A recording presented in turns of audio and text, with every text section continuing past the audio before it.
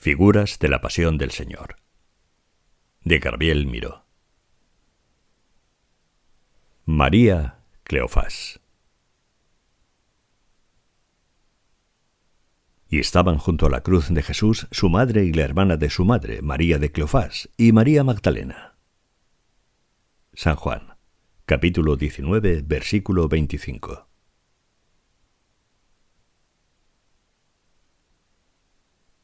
María hilaba a la sombra de la vid. Cleofás, sentado en el peldaño, colgándole por las rodillas sus puños de labrador, miraba a sus hijos Simón y José, que vinaban la tierra cansada. Y los cuerpos doblados a la mancera de olivo y los bueyes, tardos, rojos, peludos, pasaban y volvían sobre el fondo azul y encendido de sol de las aguas del Genezaret. María era menuda y graciosa. Llevaba una túnica ondulante y rubia como el trigo maduro, y sandalias de piel de oveja cosidas por Cleofás, que ya llegaba a la senectud, y su carne de sarmientos resaltaba entre el lino de su sayal, que le tejió la esposa, y de sus barbas de patriarca. Callada o conversando, trajinera o embelesada, María siempre estaba sonriendo. Su boca, húmeda y casta, semejaba en todo instante que hubiese acabado de exprimir la miel de sus uvas o de beber del agua de su aljibe, blanco como un cordero. Y en sus ojos, del negror aterciopelado de sus trenzas, siempre moraba una luz de lejanía. Y el esposo suspiraba mirándolos. Bajaban los palomos de la azotea y venían de la besana recién mullida y picaban blandamente los dedos de los pies de su ama. Ella tomó en su regazo una hembra gordezuela, inmaculada y suave como el copo de su uso, y le acarició el pico de flor de almendro, y después se la dio a Cleofás. Cleofás murmuraba besándola, su olor campesino, como el olor de tu cabellera, sus plumas como tus sienes. Y abrió su mano de callo para que volase. Se alzaron todas las palomas con un gozoso estrépito, y el parral se glorificó de alas y de arrullos. Bien quisieras subir y volar para caer en medio de tus pichones, pero Jesús, el hijo de mi hermano, ha dicho: aquel que dejare padre y madre, mujer, hijos y hacienda por seguirme, recibirá 100 por 1 y poseerá la vida que nunca perece. María recataba su pesar apresurando la rueca. Y siguió él: nuestro Judas es andariego y resiste con júbilo las jornadas, no así Santiago, que se consume como la antorcha, y sus hinojos, tiernos como tus lirios, envejecen en la oración y crían cortezas de patas de camello. La mujer pronunció recogidamente: el Señor los ha elegido para su obra. Y levantóse. Besó como una hija la frente enjuta del esposo y subió la escala de la azotea. Simón y José la saludaron desde la labranza. Los bueyes también se volvieron a mirarla, y su cuerna rota se recortaba sobre el horizonte glorioso del mar.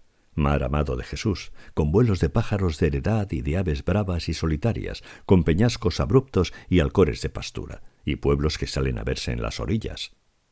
Corozaim, la hacendada rica de pan, Betsaida, mansión de pesca, con temblor de velas y mástiles, ruido de tornos de alfarería que modelan las orzas de la salmuera, redes secándose los muros de adobes, remos descansando en las tapias acopiadas de frutales.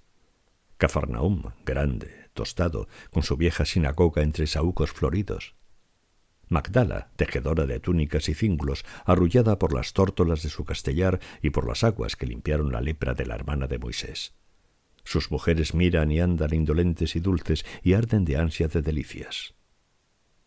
Tiberíades, de un blancor de diosa desnuda entre cipreses y mirtos. Lejos Gamala, como un dromedario echado junto a la cisterna de un oasis, y el roquedal de los gerasenos, del que se despeñó la piara poseída por la legión inmunda.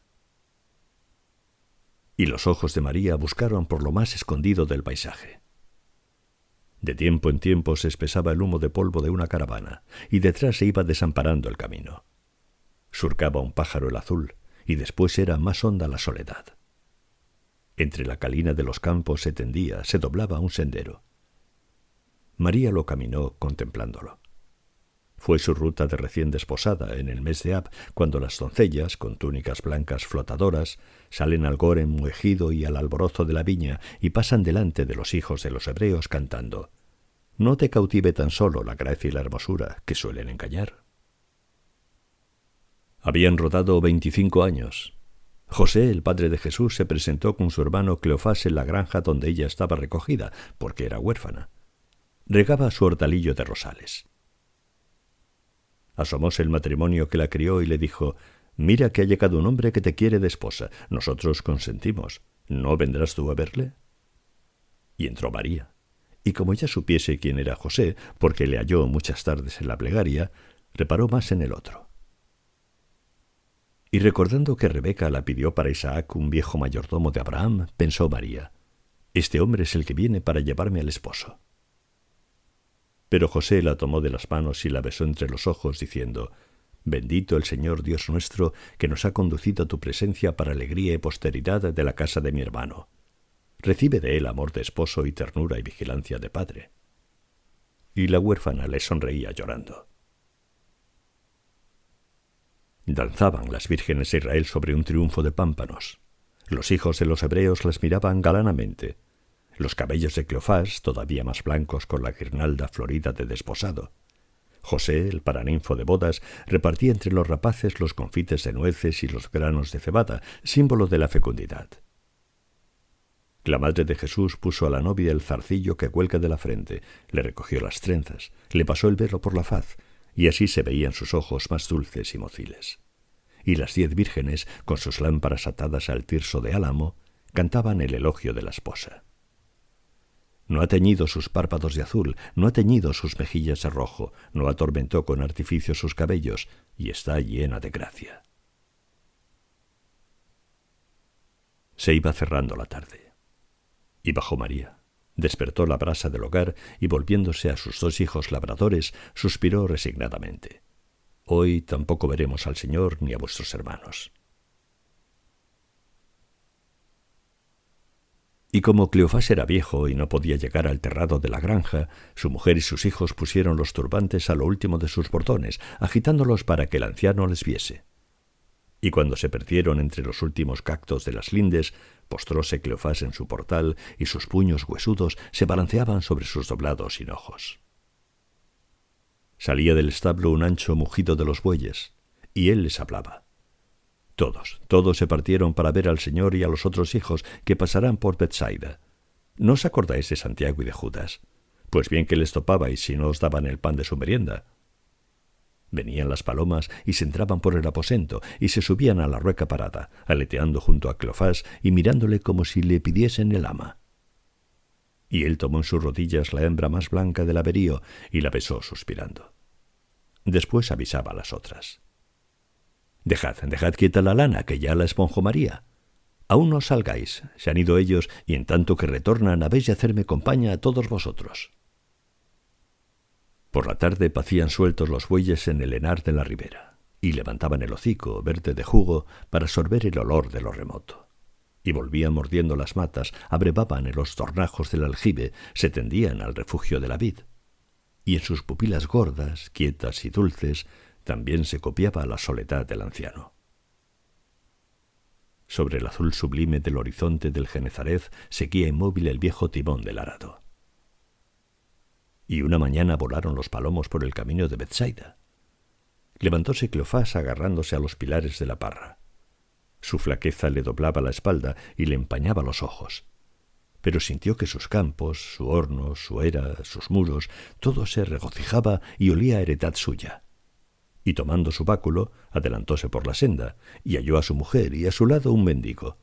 Se abrazaron y dieron gracias al Señor. Y como mirase Cleofás buscando a los hijos, María gimió.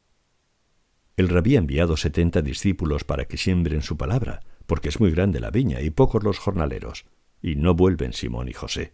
Ahora yo y este hombre labraremos sus tierras. Y tornó a besarla al esposo. Dio paz al caminante y bendijo el nombre del Señor. Y aquella noche, mientras el anciano dormía, la esposa lloró calladamente recordando su jornada. Vio a Jesús pálido, extenuado de imploraciones, de quejas, de rugidos de una humanidad delirante. Y desfallecía la voz del Señor, y le sudaban las sienes, y se le veía en su boca, en sus ojos, en sus pómulos febriles, el ansia del esfuerzo para fijarse en todos los infortunios. la Magdalena redimida, Susana, la que se desposó en Caná, Juana, la mujer de Chouza, y entre todas Salomé, la madre de Juan y de Santiago el Mayor, se transfiguraban oyendo y mirando al rabí. Se sentían particioneras de la sabiduría y mediadoras de la gracia del ungido, pero tan suyo le querían que a veces semejaban aborrecer a los mismos glorificadores del amado. A ella la acogieron con desconfianza, y Jesús advirtió su cortedad y las sequedades de las otras mujeres, y la llamó amparándola en su pecho. Y entonces ella, fortalecida, pudo balbucir: «Señor, Señor, tú dijiste, cualquiera que dejare hermanos, padres, hijos, mujer, esposo y bienes por mi nombre, ese poseerá la vida eterna.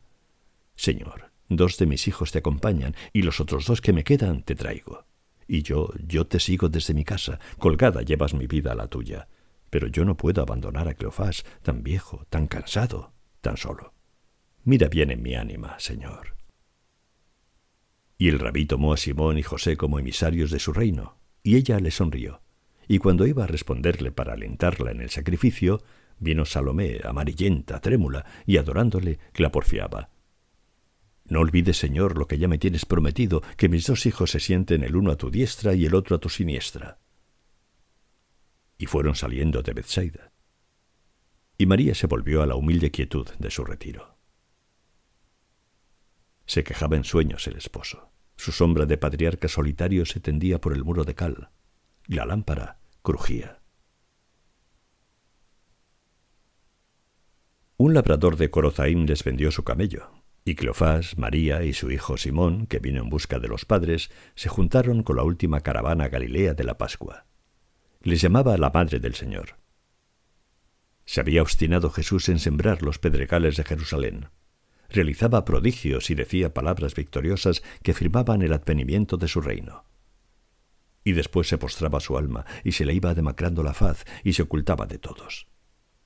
Ella le había seguido y le sorprendió llorando, mientras sus gentes disputaban de los bienes triunfales. Todos se descansaban en su hijo. Ni silencios de amargura, ni presentimientos, ni exaltaciones les hacían temer por el rabí. El Hijo de Dios no podía recibir daño de los hombres. Y pensándolo quedaban libres de tristezas, olvidándose que siendo Hijo de Dios, era hijo de entrañas de mujer, hijo también todo de dolor suyo, y en el dolor le amaba, y sufriendo amándole, sentía miedo de todo. Estaba sola. Le rodeaban, le cuidaban muchos, pero sólo ella podía recelar y guardarle, porque era la única en temer por el Hijo.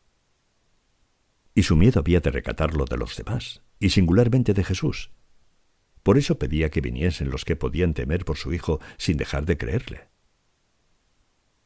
Se lo confió a Simón una tarde que esperaban a Jesús en lo alto del camino de Betania. En la fragua del ocaso, Jerusalén resaltaba amenazadora, magna y negra, con un contorno de fuego. Y ella gimió horrorizada: «Trae pronto a tus padres, diles muchas veces que tengo miedo, miedo de la alegría de los que le aman, de la faz roja y seca de Judas, el de Querioz, de todos los pasos que se oyen. Mira la ciudad que no le cree, qué fuerte es aún. Mira sus sombras que suben como chacales por los olivos. Y nuestra Galilea, cuán lejos de aquí, cada noche más lejos, como si ya no pudiésemos llegar en nuestra vida». No sosegó María en toda la ruta de la caravana. Entonaban los romeros la plegaria y los salmos de las peregrinaciones, y ella le pedía a su hijo que le contase más de sus hermanos y del Señor. Todas las heredades removían en el esposo la aflicción por el abandono de la suya, y recordaba su vid, ahora retoñaba, un dornajo raído donde siempre venían a bañarse las palomas, la quejumbre de vejez bondadosa de su puerta. Y Cleofás suspiraba con Job: «Mis días son cortos, y voy andando un camino por el que no volveré». Su mujer, tendiendo las manos hacia el horizonte calcinado y áspero de Judea, le decía sonriéndole: «Nos acercamos al rabí y a nuestros hijos». Y se doblaba sobre el aparejo del camello y le preguntaba a Simón: «¿Cuánto nos queda de caminar?». Apareció Betania y María sintióse traspasada de ternuras y angustias. No pudo contener su anhelo. Dejó toda la pobre estramenta al anciano y ella tomó del ronzal a la bestia y se apartaron de la caravana. El hijo les llevó a la casa de Lázaro. Estaba cerrada. Simón y su madre subieron la gradilla. En el cenáculo colgaba una túnica como un muerto. Un candelero caído goteaba de aceite una losa. Todo quedó en un trastorno de huida y aún flotaba un olor remansado de gente del último sueño de la familia apostólica. Desde la citara se asomaron a la huerta. Salía un piar de nido de los follajes nuevos, zumbaban abejas y en una herida del muro les acechaba un lagarto. Gritó María y perdióse su voz en el desamparo. Silencio en toda la aldea. Betania dormía, blanca, plácida y graciosa bajo sus árboles. A brechos cortaba el azul el filo ardiente de un bardal con sol. Solos, inmóviles, Cleofás y el camello aguardaban oyendo los cánticos de la caravana remota. Acongojóse la madre. El hijo le recordó que mediaba el día de la preparación de la Pascua, y Lázaro y los suyos y muchos aldeanos habrían ido a las ferias de Jerusalén. Cuando bajaban, repararon en un hombre tullido que les estaba mirando desde la estera de su portal. Acudieron a él, y él les dijo: «Vino el de la almazara de Getsemaní y contó que anoche prendieron a Rabí Jeshua». Todos se marcharon. Simón acogióse a su madre, mirándola con ojos atónitos. Cleofás agobió la frente entre sus puños y su plañido atravesó la aldea como la voz del viento. María, trágica, sin lágrimas, levantó los brazos diciéndole al cielo: «Nada harán contra el Señor». Y ciñéndose las vestiduras, le gritó a su hijo que les guiara a Getsemaní, y ella corría delante, buscando los atajos más rectos de la cumbre. Apareció Jerusalén en la llama de la siesta, cegadora y triunfal, y la odió. El camino bajaba solitario entre tapias, tojos y olivares. María envidió todos los pies que ya lo habían hollado y buscaba un caminante que supiese de Jesús, y le prometía al esposo: «Nada harán contra el Señor». Y le decía ahogándose a su hijo: «¿Y Getsemaní? ¿Se ve ya Getsemaní?». Simón señalaba a lo hondo de la ladera. «Tiene un vallado viejo, salen muy altos los cipreses de la noria». De los casales subían los humos. Se asomaban niños de piel de adobe con brazados de hierba. Volvía una yunta por un rastrojo. Y la cuesta se desdoblaba solitaria. Getsemaní. Y Simón mostró con su cayado las paredes de la almazara, de blancor intenso entre una fronda vetusta. María contempló la granja, aspirándola como un aroma. Y corrió, sonriéndole tranquila y dulce. Getsemaní era bueno. Getsemaní permanecía en su reposo sencillo, familiar. Y precipitóse a las tapias y golpeó su cierre. Se alzó un hombre entre los árboles. Llevaba las mejillas fajadas con un lienzo cortezoso de miel y de aceite. Sonaban recias y cansadas las pezuñas del camello, y el ropaje del anciano volaba hinchado por la brisa del monte. María le imploró al campesino: «Dinos dónde está Rabí Jesús». Y él apartóse la venda, descubriendo la llaga de su rostro. Me abrasó una antorcha de los que vinieron con él de Kerioth. Rabí Jesús se paraba donde tú pisas, y desde ahí decía: «Amigo, paz en tu casa». Y se descansaba a la sombra de las oliveras, y se sentaba sobre mi celemín, y disponía que Judas, el mayordomo, me socorriese. Y yo pienso que bien pudo hurtar de mi limosna el que ha vendido a su maestro. María porfiaba: «Dinos del Señor, nos ha llamado su madre. ¿Dónde están mis hijos y el Señor?». «Yo no sé de tus hijos», le respondió el de la faz quemada. Y después, cuando supo que eran discípulos de Jesús, murmuró: «Yo fui a Betania y conté la prisión de Rabí. Todos los que se albergaban en la casa de Lázaro bajaron a la ciudad. Juan se nos apareció en el torrente y postróse delante de María, diciéndole: «Ya no me esconderé, no me apartaré de la madre de mi maestro». Entonces Salomé gritó con arrogancia: «Mirad el que merece la recompensa prometida». Y se revolvía buscando al otro hijo suyo.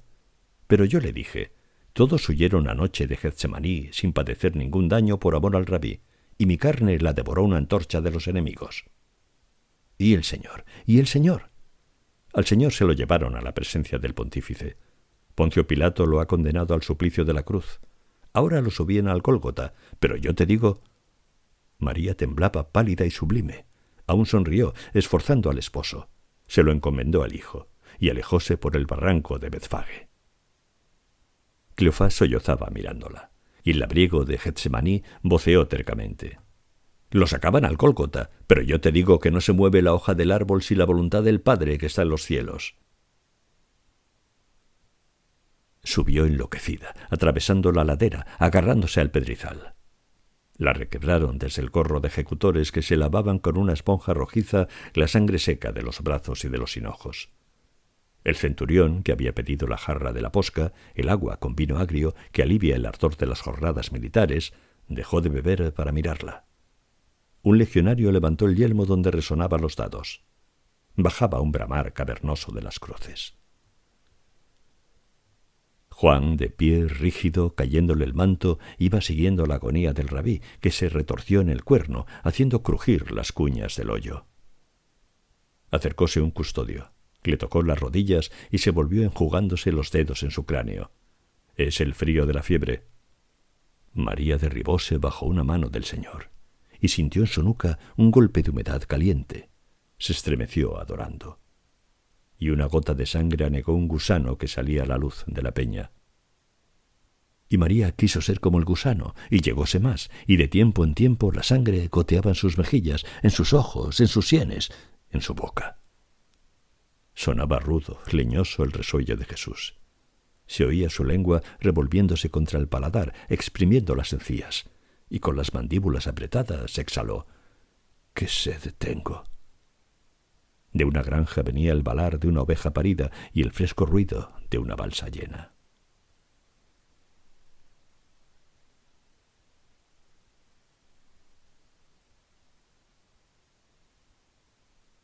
Audioclásicos.com